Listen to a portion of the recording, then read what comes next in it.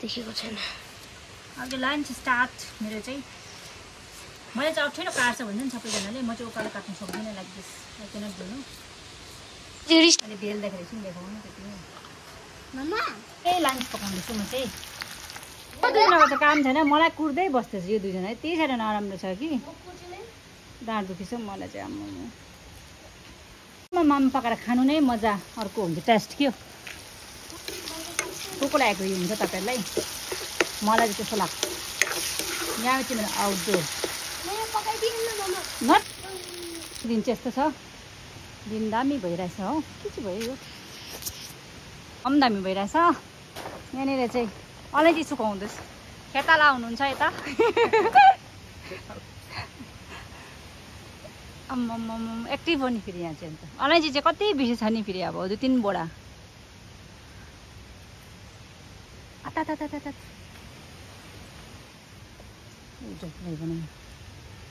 ए निकै भइसकेछ एकछिनमै है। फोटो खिचेको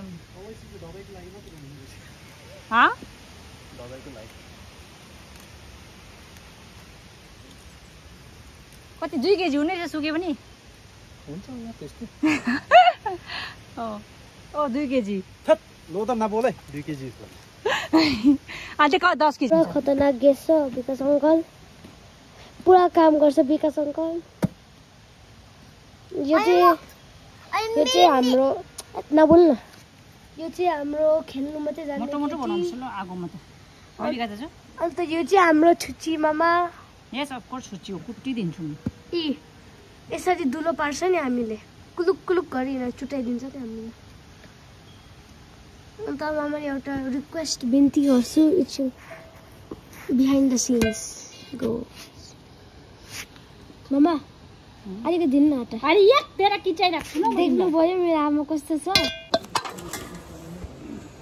आज मेरो छोराले भिडियो बनाइदिँदै थियो कि भागिहाल्यो। यस्तो छ यस्तो छ, अलिक भिडियो बनाइदेऊ न भन्छु कि म चाहिँ मान्दैन हो। इट्स ओके मेरो डार्लिङ। मामा म अर्कासँग जाँदिन, म यहाँ छु। मेरो छोरी चाहिँ कहीँ जाँदैन मलाई छोडेर। लभ यु छोरी। I love you too. So म चाहिँ अलिकति भए पनि भिलेज लाइफ देखाउनु ट्राई गरेँ मैले है। होप तपाईँलाई मन पर्यो होला है। बोल्नु थालेँ म। यो रोटी चाहिँ यस्तो खालको रोटी चाहिँ हाम्रो गाउँमा चाहिँ लाइक इट्स लाइक कस्टम भनौँ न, ट्रेडिसन जस्तो हो। किनभने सबैको घरमा पाक्छ प्रायः। यो चाहिँ आगोमा पकाउँछु म। यो चाहिँ बाक्लो बेलेको हुन्छ है, पत्ला होइन। यतिको पाकेपछि चाहिँ आगोमा पोल्छ यो चाहिँ हो। मिठो हुन्छ मेरो घरमा, सबैले मन पराउँछ अफकोर्स है। अब सानदेखि खाएर होला उनीहरू चाहिँ। अब प्रायः मेरो उता चाहिँ त्यस्तो पकाउँदैन यस्तो रोटी चाहिँ साह्रै। हेर्नुहोस् रस्ट नचलाएर यस्तो भइसक्योस्। आज लन्च टाइम कस्तो रहेछ बहिनी भाइ? खानुहोस् बहिनी। आमाले कट पनि पठाइदिएको रहेछ। एन्ड रोटी चाहिँ 2 किसिमको भयो। रोटी त्यस्तो खरानी खरानी देख्दैछ but still it's okay, organic है। रिङले खाँदै यसो गरेछ। एन्ड दिस वान एन्ड यो चाहिँ तेल भएको पकाएको छु मैले। अलिअलि डरेको छु, जस्ट इग्नोर। आउनु खाना खानु पापा। पिरा हो तपाईँको त्यो। यस्तै खालको रोटीमा तल बनाएको थियो। अब चाहिँ म एट लास्ट म खाउँला। अब पुरा भोक लागेको छ मलाई। कस्तो रहेछ? पुरा छ रोटी खायो भने आगे दाजु, पुरा छ रोटी।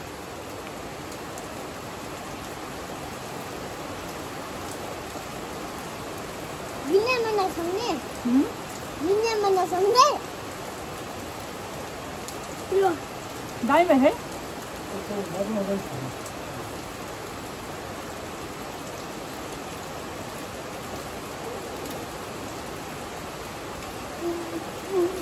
मैले त डल्ले खोर्सानी हालिदिएको थिएँ।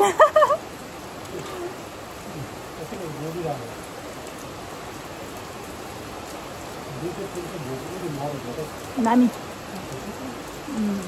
यो आगोमा पोलेको रोटी चाहिँ तल मिक्स गर्छु कि म। तल फेरि ग्यासमा पकाउनु हुँदैन भनेदेखि चाहिँ मैले ग्यासमा सेक्नु छोड्यो नि त।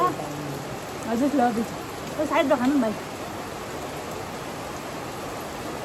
जब जब भन्छु नि दिन राम्रो भयो भने चाहिँ फेरि पानी पर्नु स्टार्ट भइहाल्छ। अघिसम्म चाहिँ राम्रो थियो, फेरि रेनिङ।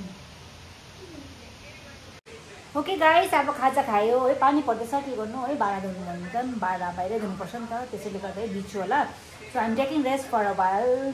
दुईजनाले मैले फोन दिइरहेको छु, एकछिन चाहिँ अब रेस्ट गरौँ भनेर। So thank you for watching my village lifestyle. So if you like my video, kindly like, comment, share and subscribe. So bye bye, see you again in next vlog.